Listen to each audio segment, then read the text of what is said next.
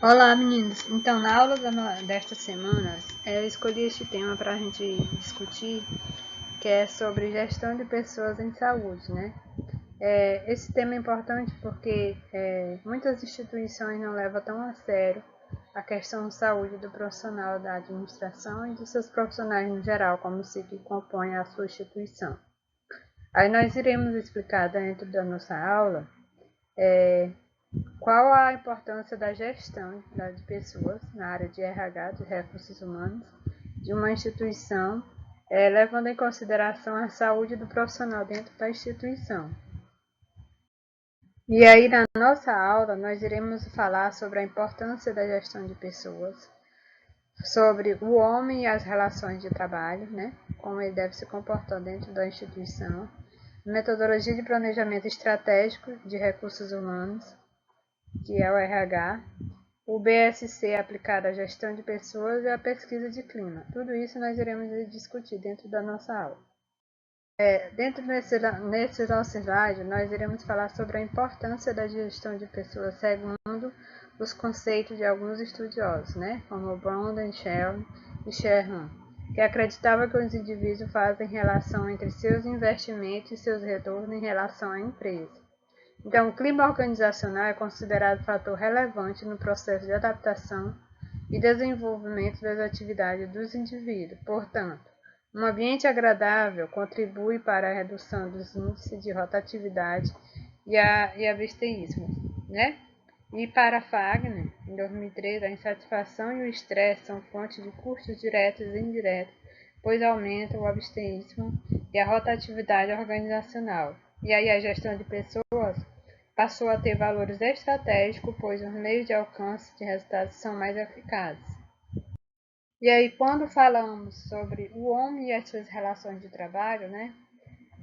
O Francis Júnior Pilates, em 2004, diz que o ser humano deve ser visto como todo integrado, biopsicossocial, onde toda manifestação é complexa e interligada, composto de interfaces biológica, psicológica e social que reage simultaneamente aos estímulos recebidos.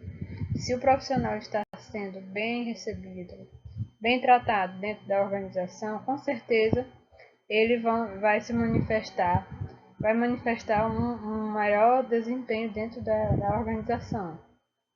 Algumas organizações levam a sério essa questão de o bem-estar do profissional, não é isso? Com ações e programas de qualidade de vida no trabalho, que implementam as organizações a fim de manter uma relação de trabalho harmoniosa e saudável.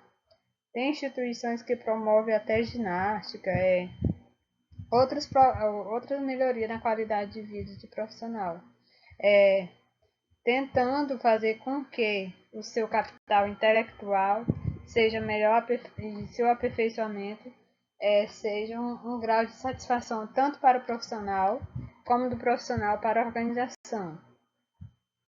Que a ergonomia, que são as interações entre os seres humanos e os outros elementos do sistema organizacional, aplica teoria, princípios, dados e métodos para projetar a fim de otimizar o bem-estar humano e o desempenho geral do sistema dentro da organização. Dentro da organização deve-se levar em consideração o desempenho das atividades do profissional, a preocupação com acidentes de trabalho, a higiene e segurança no trabalho, tudo isso deve-se levar em consideração para o bom desempenho do profissional dentro da organização. Falando-se um pouco sobre a metodologia de planejamento estratégico de recursos humanos, então, o planejamento de recursos humanos compreende o processo gerencial de identificação e análise das necessidades organizacionais de recursos humanos e o consequente desenvolvimento de políticas, programas, sistemas e atividades que satisfaçam essas necessidades a curto, médio e longo prazo, tendo em vista assegurar a realização das estratégias do negócio, dos objetivos da empresa e sua continuidade sob condições de mudança. Lucena, em 95, falou isso sobre as estratégias de recursos humanos. E nós temos outros estudiosos que conceituam de forma diferenciada as metodologias de planejamento estratégico de recursos humanos, né? Onde alguns dizem que, como esses dois aí, em 2000 disseram que a área de recursos humanos deve identificar as capacidades organizacionais e desenvolver as competências dos colaboradores. Quais são essas competências? Conhecimento, habilidades e atitudes, a fim de que os mesmos sejam capazes de agir em prol do alcance dos objetivos estratégicos e organizacional da organização. Então, o grande desafio da gestão estratégica de pessoas é desenvolver um modelo no qual os processos de recursos humanos sejam capazes de criar e manter o comprometimento de seus colaboradores em relação aos objetivos e metas da organização. O que isso é possível se esse modelo for configurado de tal forma que as pessoas percebam nitidamente que sua relação com a empresa lhes agrega valor.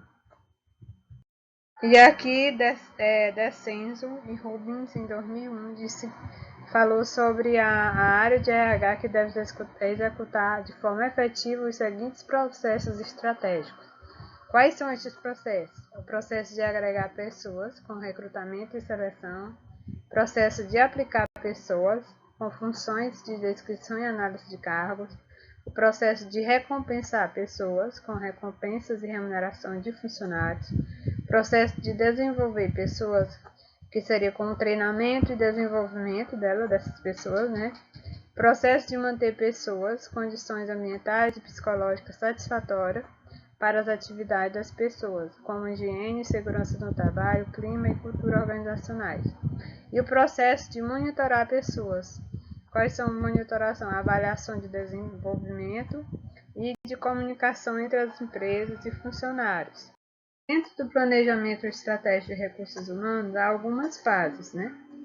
Quais são essas fases? São essas 5 fases aí, que é identificar os impactos das relações estratégicas organizacionais dos recursos humanos, prever as necessidades dos recursos humanos, analisar os atuais recursos humanos, confrontar as necessidades e disponibilidades de RH e estabelecer planos de ações de RH para as carências identificadas.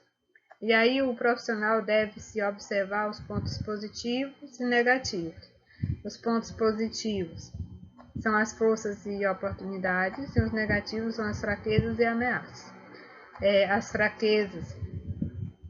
As forças e fraquezas estão na parte interna da organização, já as oportunidades, as ameaças é o que vem de fora, né, que pode estar querendo ou se inserindo dentro da organização.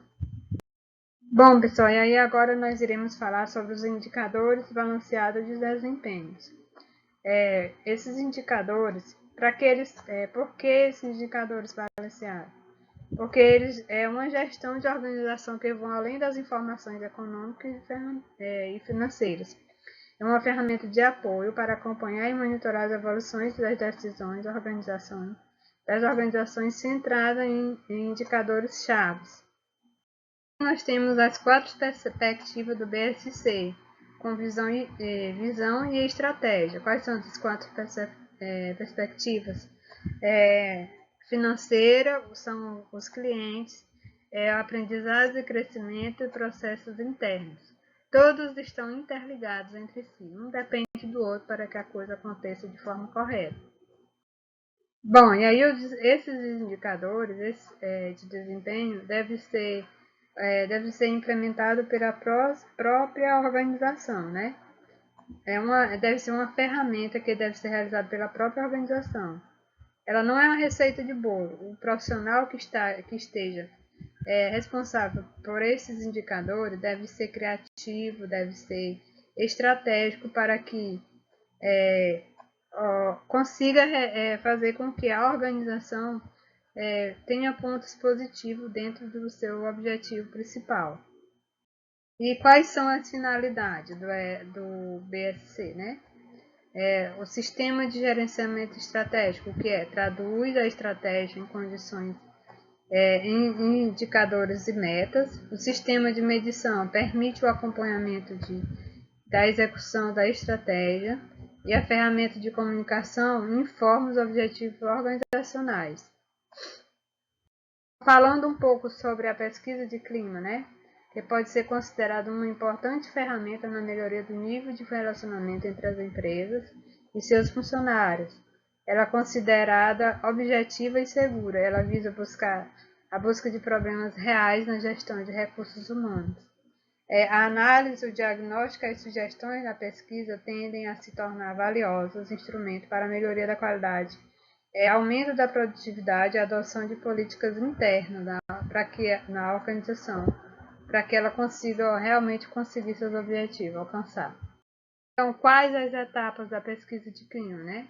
É a aprovação e apoio da direção, definição das variáveis, os assuntos a serem pesquisados, montagem e avaliação com pré-teste nos cadernos de pesquisa, divulgação e sensibilização, aplicação do instrumento, tabulação dos resultados, emissão de relatório, divulgação dos resultados da pesquisa e definição dos planos de ação.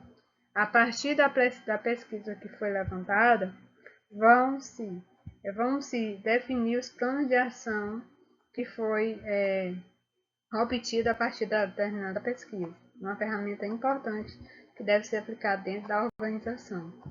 Bom, finalizando aqui a nossa aula desta semana, né? Podemos falar que a gestão de pessoas é fundamental no planejamento estratégico de qualquer organização, seja ela na saúde ou não, como nós tentamos explicar na aula desta semana, né? São responsáveis pelo alcance da missão organizacional, a gestão de pessoas. Da valorização pessoal, qualificação profissional, motivação para o trabalho, melhoria na qualidade de vida, segurança e preservação da saúde no ambiente de trabalho são diretrizes básicas da gestão.